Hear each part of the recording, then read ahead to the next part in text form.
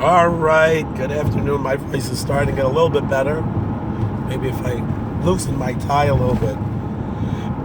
It's so painful to me not to be able to talk because there's so many things I want to talk about. The subject I want to talk about today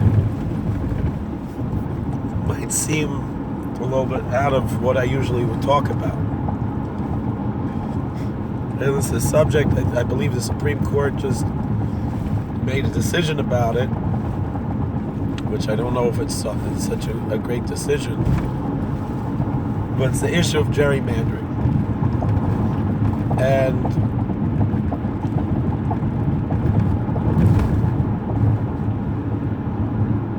I personally believe that gerrymandering, based on certain demographics, is the safeguard to democracy. And the example is my own congressional district. I live in New York 19. We had a wonderful, wonderful congressman, a mensch, a really great man, John Faso, a real statesman. And he's replaced by this guy, Delgado, whose children are mamzerim. So, megalgalim chayv yedei chayiv. His wife had to make a whole PBS documentary about how she's a mamzeris. It's a gefährliche Sache. Something to be ashamed of, not something you make a PBS documentary about. And although maybe we could make some kind of an excuse that maybe the parents didn't have a kosher kedushin. Hopefully, maybe that there really wasn't kedushin by her parents. Mistama there wasn't. Probably they reformed something. Didn't have kosher kedushin. So yeah, we could say the children taka they're not mamzerim. But why you make a documentary about this? It shows there's something corrupt here.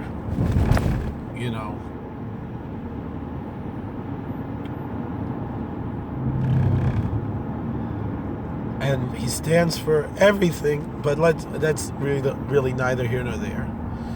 But let's look at the issues that really matter. Everything he stands for is the opposite of what the vast majority of the land mass of New York 19 represents. He's an extreme leftist.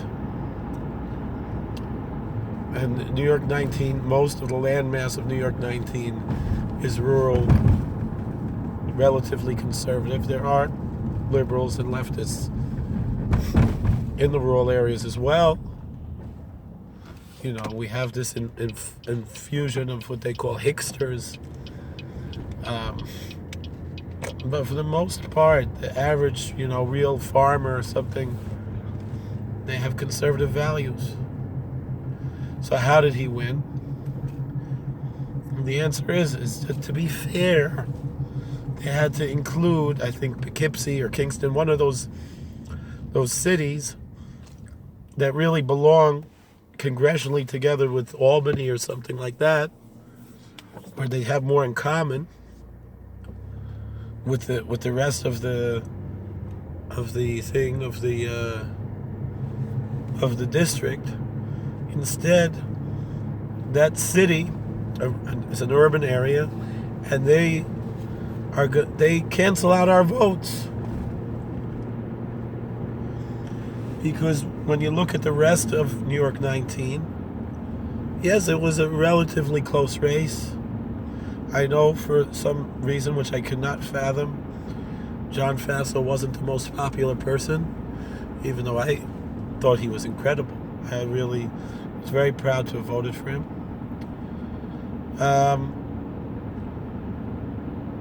But it is what it is. I understand. But if you would have taken I don't remember which big city it is, either Kingston or Poughkeepsie, one of those, out of the equation, Faso would have still won. And that's, I mean, we have that problem on a statewide level already, right? Because New York City and a little bit Albany and Buffalo, but not as much, cancel out all of our votes. Meaning you look at the map of New York, it's all red, it's all Republican. And those tiny little pockets with millions of people, New York City, they cancel out our votes. There's nothing you can do about that on the statewide level. That's how the system works, essentially. Although certain states do it differently. Some of the states, they do divide up their electoral votes. But on the other statewide elections, the senator and the governor, 2 senators and the governor, yeah, unfortunately, we don't have a chance quite often because of the power that the city has over the rest of us. And we see what kind of things. You look at a state like Pennsylvania, they have fracking. They're successful. New York, upstate New York. Remember the Simpsons made a whole, song about how depressed upstate New York is. Why? Because the city decides for what happens for us.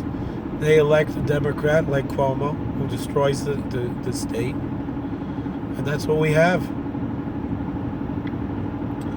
But the truth is, from the constitutional standpoint, the House of Representatives is supposed to be just that, the House of Representatives. And the type of gerrymandering that we have now, that's not gerrymandering, meaning where they force us to include an urban area. And it's not a racial issue. You have people of all races who live in rural areas and who have the rural values. But there certainly is a difference between the rural values and the urban values and the suburban values. And it's not fair to include, it's not representative to include a city, I don't remember again if it was Poughkeepsie or Kingston, but one of those cities in a rural district like New York 19, because now we're not being represented. John Faso would represent someone like me, and he did. And Delgado is not representing someone like me, or most of my neighbors, my farmer neighbors, the real rural people, the salt of the earth, all American people. His views are radically extreme to the left, and that's the sad thing about it. John Faso was not an extreme right-winger.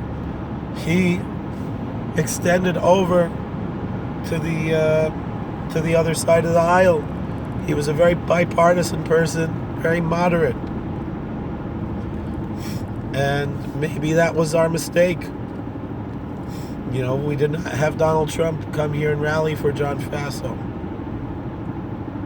And maybe if he would have, even though I don't know if John Faso would have wanted it. John Faso told me personally how he was uncomfortable with certain things that Donald Trump does, but also I was happy with certain things he does, because John Faso is pretty much a moderate person, but he was a good statesman, John Faso. And we see Nebuch, we lost him, and maybe he would have been more successful if he would have gone more to the right. Maybe we could have gotten the vote out more in our rural district. But still, the odds were stacked against us, because we had these big cities, relatively speaking, that cancel out our votes. And so, yes, it's totally legitimate, in my mind, to have, because you're not taking away the vote power from the black people by having, quote unquote, if you want to use the race terms, which I don't think is really a race issue, but you want to make it a race issue. What's wrong with having representation of a black district and of a white district? That they both have their representative that represents their interests. But I don't think it's really a black issue or white issue. I think it's really, like I said, a rural issue versus an urban issue. They're different, and they're legitimate different interests between a rural community and a suburban community, an urban community. It doesn't make any sense to force us to share one congressional district. It robs us of our voice because the urban areas are always going to be bigger than population-wise than the rural areas. So you're going to have a large amount of rural population, a large amount of rural geography, and the small little city is going to have as many people as the rest of the district. How is that fair to force us to share that district and to have our voice taken away from us? It's funny. Right now my voice has been taken away. But that's what they do. When you have, if you the non-gerrymandering or whatever you want to call it, meaning where you include an urban area with a suburban area or with a rural area, certainly what you're essentially doing is silencing the rural vote. We saw what they did in Monroe. That was the right thing to do. That was federalism. That the Curious Joel village seceded from the town of Monroe because it was unfair for people in Curious Joel that's only a mile square to silence the votes of the rest of the town of Monroe. It was in the interest of Monroe for their votes. Now maybe as far as taxes and other things, as much as people claim, the Hasidic Jews don't pay taxes, but we see now Monroe, their taxes are going up because they lost that tax base. But here we're talking about congressional districts. That's not a tax issue. But we saw there where the town of Monroe had the loss in the tax revenue, but they had the gain that their votes, it made the people outside of Curious Joel have a louder voice in their voting situation. And what's wrong with that? But something has to be done. It's not fair to those of us in our rural communities that Kingston or Poughkeepsie or whatever, these big cities, can outvote us and silence us. And the same thing is in other places. I know that the recent, Supreme Court issue was in Pennsylvania. It's the same problem, that they will include a big city into a relatively rural district. It's not fair. Give the city their own district. Especially if you look at the map of New York 19, there's no reason to include. I don't remember if it was Poughkeepsie or Kingston. One of those could easily be in the same district as Albany. And leave us alone. Us up. Let us have our own voice.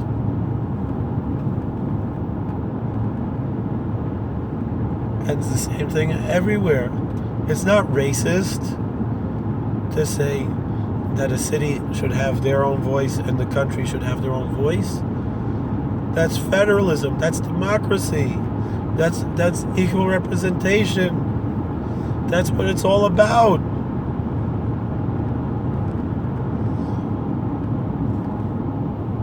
It's not voter suppression.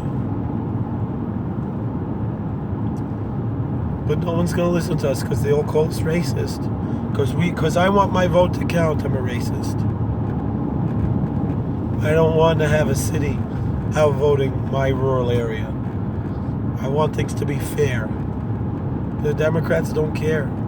All they care about is control. They don't care about us having a voice. They don't care about democracy, really. They care about control.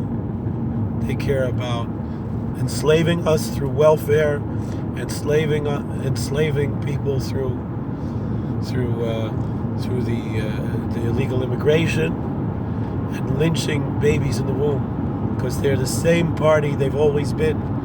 They're the same racist, collectivist, enslavers. They're the same ideology of the KKK, of Jim Crow. Nothing has changed. And the Republicans are still the party of Lincoln. We're as much as the Democrats want to lie and say that by LBJ there was a change. LBJ was the biggest racist. The kinds of things he would say. If I would repeat the kind of language that LBJ used, I would get kicked off of YouTube. And I would never use that type of language because it's disgusting. LBJ could get away with being a racist. He signed the civil rights law that he could not get the Democrats to support. It was the Republicans who passed it, and he signed it, and he took all the credit. And he said that he would be taking all the credit, and that would make it that certain demographics would vote Democrat. Really, if you study it, it comes before that. It was already in the time of FDR that things had began to change, and there were reasons for that. And a lot of the people were very reluctant in that because they saw they were turning their back on the party of Lincoln. They felt like they had to choose between putting food in their mouth and standing up for what's right.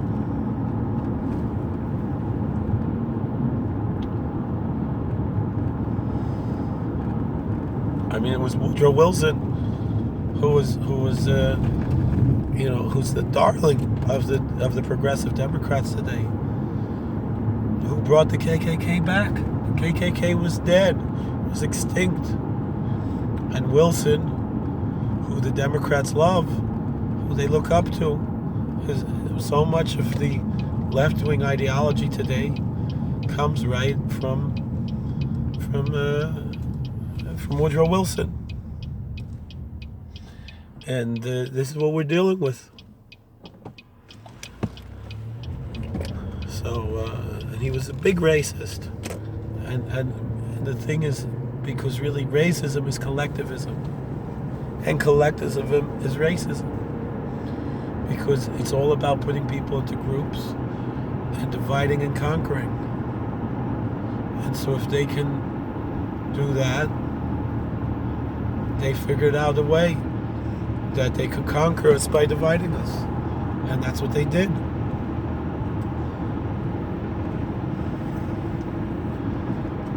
I don't know. Anybody have any comments? I hope you're able to hear me. Sorry. Hopefully my voice will get better. Please like, share, and subscribe, comment. I'd like to continue the debate. God bless. Take care.